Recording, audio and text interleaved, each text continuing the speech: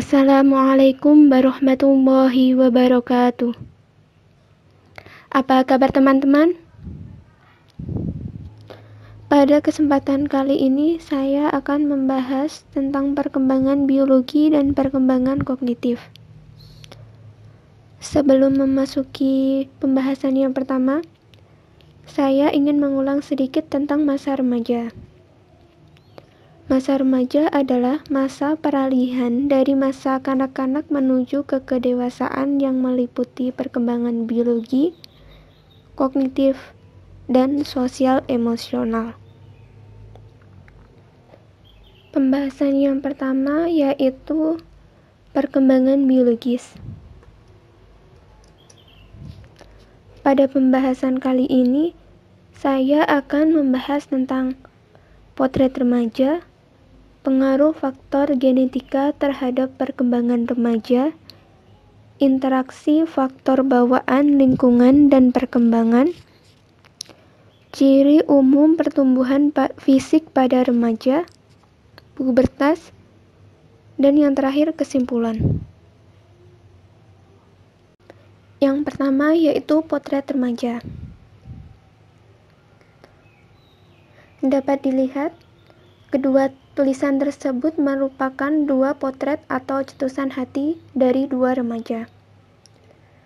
Dari kedua tulisan tersebut membuktikan adanya gejolak dalam tubuh setelah masa pertumbuhan yang tenang dalam remaja. Perubahan di masa pubertas tersebut membingungkan para remaja, memunculkan perasaan bingung, berbagai pertanyaan, ketakutan, dan kecemasan. Namun, kebanyakan dari remaja berhasil melaluinya dengan cukup baik. Yang ketiga yaitu pengaruh faktor genetika terhadap perkembangan remaja. Faktor genetika terhadap perkembangan remaja dibagi menjadi 3. Yang pertama, sifat dasar gen. Yang kedua, metode yang dipakai para ahli genetika perilaku. Dan yang ketiga, temperamen. Faktor genetika terhadap perkembangan remaja yang pertama yaitu sifat dasar gen. Sifat dasar gen sendiri dibagi menjadi 3.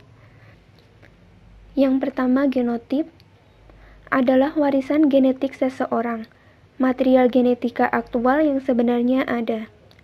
Namun demikian, tidak semua material genetika tersebut jelas tampak pada ciri-ciri yang tampil atau dapat diukur pada diri kita. Yang kedua yaitu penotip, adalah bagaimana genotip seseorang tampil dalam ciri-ciri yang dapat diamati atau diukur. Penotip tersebut merupakan ciri fisik, seperti tinggi dan berat badan, warna mata, warna pigmen kulit, dan lain-lain. Yang ketiga yaitu reaction range atau rentang reaksi. Adalah rentang jumlah kemungkinan penotip untuk setiap genotip, yang menunjukkan pentingnya peran pembatasan ataupun pengayaan lingkungan. Misalnya, seorang lebih pendek dari kebanyakan orang. Meski diberi makan sebaik apapun, orang yang memiliki gen pendek tidak akan pernah tumbuh jadi lebih tinggi daripada rata-rata. Faktor yang kedua yaitu metode yang dipakai para ahli genetika perilaku. Genetika perilaku atau behavior genetics adalah studi mengenai kadar dan hakikat dari landasan herediter suatu perilaku. Para ahli genetika perilaku berasumsi bahwa perilaku ditentukan oleh interaksi antara faktor herediter dan lingkungan. Untuk mempelajari pengaruh faktor herediter pada perilaku, para ahli genetika perilaku sering memakai penelitian mengenai anak kembar atau adopsi. Penelitian mengenai anak kembar atau yang biasa disebut twin study, kesamaan perilaku anak kembar identik diperbandingkan dengan kesamaan perilaku anak kembar fraternal. Sedangkan pada penelitian adopsi atau adoption study, peneliti berusaha menemukan apakah perilaku dan ciri-ciri psikologis anak yang diadopsi lebih mirip dengan ciri orang tua angkat atau lebih mirip dengan ciri orang tua biologis mereka. Faktor yang ketiga yaitu temperamen. Temperamen merupakan gaya perilaku dan cara beresponnya khas yang ditampilkan oleh seseorang. Alexander Gies dan Stella Thomas mengemukakan bahwa ada 3 kelompok temperamen, yaitu A. Anak bertemperamen muda atau easy child. Anak ini biasanya memiliki suasana hati positif, mudah mengikuti aturan atau kegiatan keseharian umum, dan mudah menyesuaikan diri terhadap pengalaman baru. B. Anak bertemperamen sulit atau difficult child. Anak ini cenderung bereaksi negatif dan banyak mengeluh atau rewel. Kegiatan rutin kesehariannya tidak teratur dan lambat menyesuaikan diri dengan pengalaman baru. Yang ketiga atau C, anak bertemperamen lambat menghangat atau slow to warm up child. Anak ini menunjukkan tingkat kegiatan yang rendah, agak bereaksi negatif, penyesuaian diri agak lambat, dan suasana hati dalam intensitas yang rendah. Selanjutnya yaitu interaksi faktor bawaan lingkungan dan perkembangan. Interaksi faktor bawaan lingkungan dan perkembangan dibagi menjadi 2 poin. Yang pertama yaitu interaksi genotip pasif lingkungan, genotip evokatif lingkungan, genotip aktif lingkungan. Ahli genetika perilaku Sandra Kars percaya bahwa lingkungan yang dipilihkan para orang tua untuk anak dan remaja mereka sampai kadar tertentu tergantung pada genotip yang dimiliki orang tua itu sendiri. Para ahli genetika perilaku percaya bahwa faktor bawaan dan lingkungan berinteraksi dengan 3 cara, yaitu yang pertama, interaksi genotip pasif dengan lingkungan. Interaksi ini terjadi saat orang tua yang memiliki hubungan genetis dengan anak memberikan lingkungan pengasuhan pada anak. Yang kedua yaitu interaksi genotip evokatif dengan lingkungan. Interaksi ini terjadi karena genotip anak akan menimbulkan jenis lingkungan fisik dan sosial tertentu. Yang ketiga yaitu interaksi genotip aktif dengan lingkungan. Interaksi ini terjadi saat anak dan remaja menjelajahi lingkungan yang mereka pandang menarik dan menantang. Pengaruh lingkungan yang terbagi atau tak terbagi. Ahli genetika perilaku Robert Fromm percaya bahwa cara pengasuhan yang sama atau lingkungan yang sama belum tentu memberikan kepribadian yang sama. Pengaruh lingkungan terbagi sendiri merupakan pengalaman remaja yang juga dialami oleh orang lain di lingkungannya. Sedangkan pengaruh lingkungan tak terbagi merupakan pengalaman unik remaja yang dialaminya sendiri.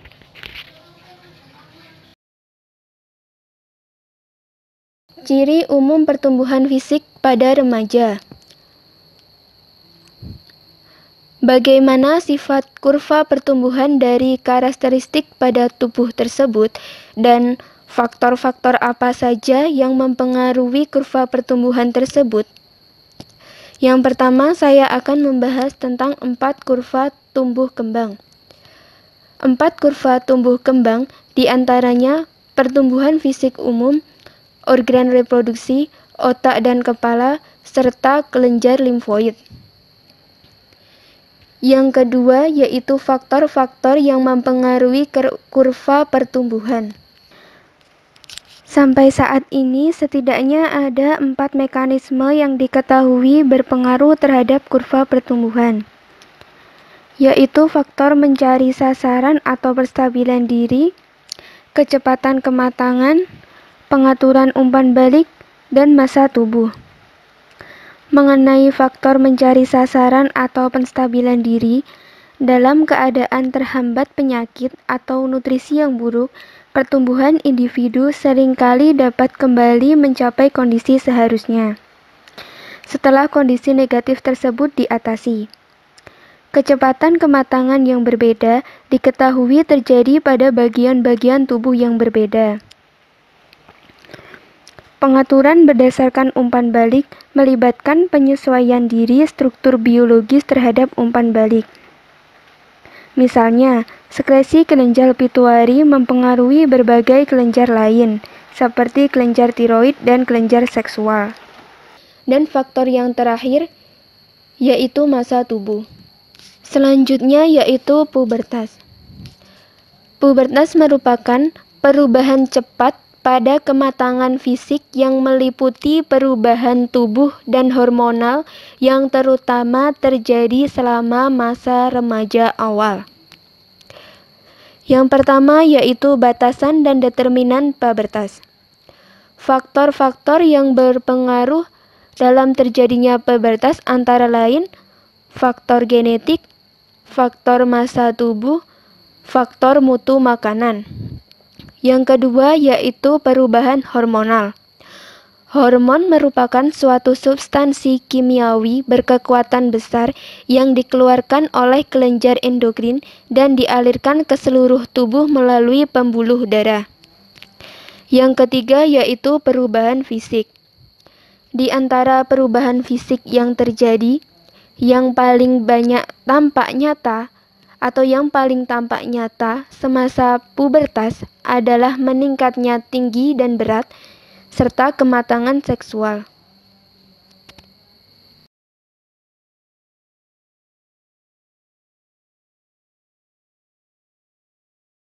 Selanjutnya, saya akan menyimpulkan paparan pembahasan yang sudah saya sampaikan sebelumnya. Dikatakan bahwa masa remaja berawal pada biologi dan berakhir pada budaya. Memang, perubahan biologis di awal masa remaja tampak dramatik dan akrab bagi kita semua. Meskipun sejumlah pakar perkembangan yakin bahwa hal ini terlalu banyak diperhatikan, sehingga proses kognitif dan sosial emosional terabaikan. Pubertas membawa perubahan meluas pada tubuh kita dan mengubah cara berpikir kita mengenai diri kita sendiri serta bagaimana cara orang lain berinteraksi dengan kita. Selanjutnya mengenai pembahasan perkembangan kognitif.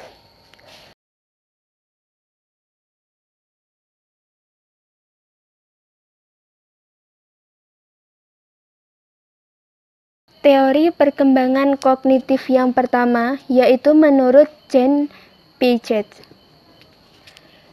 Jean Piaget merupakan pakar psikologis dari Swiss.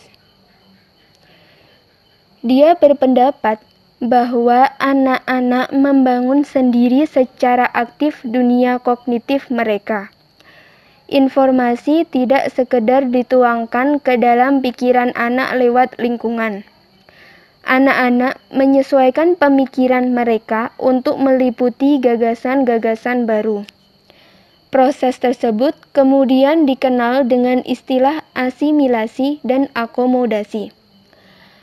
Asimilasi terjadi ketika seseorang menggabungkan informasi baru ke dalam pengetahuan yang sudah dimilikinya. Sedangkan akomodasi terjadi ketika seseorang menyesuaikan dirinya terhadap informasi baru. Piaget kemudian menskemakan perkembangan kognitif manusia menjadi 4 tahap.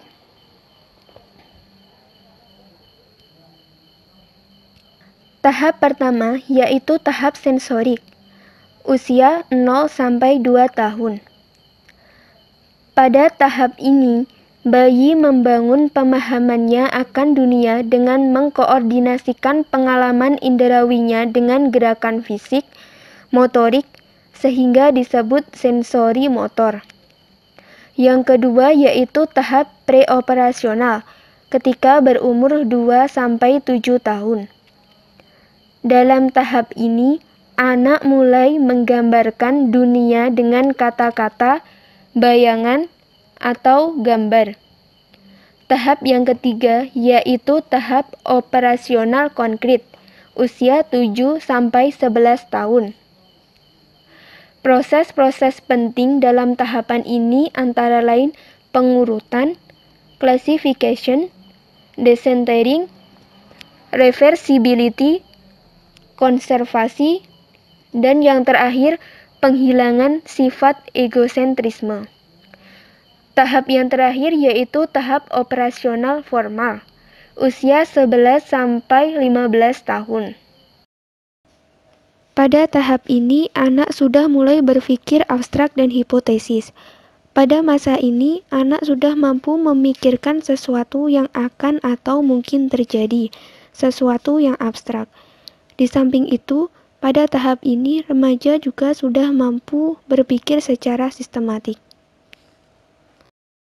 Selanjutnya yaitu teori perkembangan menurut Brunner. Brunner menjabarkan 6 konsep pokok dalam perkembangan kognitif, yaitu 1. Perkembangan intelektual ditandai oleh meningkatnya variasi respon terhadap stimulus. 2. Pertumbuhan tergantung pada perkembangan intelektual dan sistem pengolahan informasi yang dapat menggambarkan realita. Yang ketiga, perkembangan intelektual memerlukan peningkatan kecakapan untuk mengatakan pada dirinya sendiri dan orang lain melalui kata-kata atau simbol. Yang keempat, interaksi antara guru dengan siswa sangat penting bagi perkembangan kognitif. Yang kelima, bahasa menjadi kunci perkembangan kognitif. Yang terakhir, pertumbuhan kognitif ditandai oleh semakin meningkatnya kemampuan menyelesaikan berbagai alternatif secara simultan. Menurut teori Brunner, peserta didik berpikir dan mencipta melalui inquiry dan peran-peran yang dimainkan dalam pembelajaran. Proses belajar lebih dari sekedar menghasilkan informasi. Brunner dalam memahami karakteristik perkembangan kognitif didasarkan pada tingkah lakunya sesuai tahapannya. Tahapan-tahapan yang digambarkan oleh Brunner terdapat 3 tahapan. Yang pertama, tahapan inaktif. Pada tahap inaktif, pengetahuan diperoleh melalui respon-respon motorik. Anak mulai memahami lingkungannya. Tahap yang kedua yaitu tahap agenik. Pada tahap ini, pengetahuan lebih banyak berasal dari gambar imajinatif. Dan tahap yang ketiga atau yang terakhir yaitu tahap simbolik. Pada tahap ini, pengetahuan lebih banyak berasal dari kata-kata yang berubah-ubah, simbol matematika, dan simbol sistem.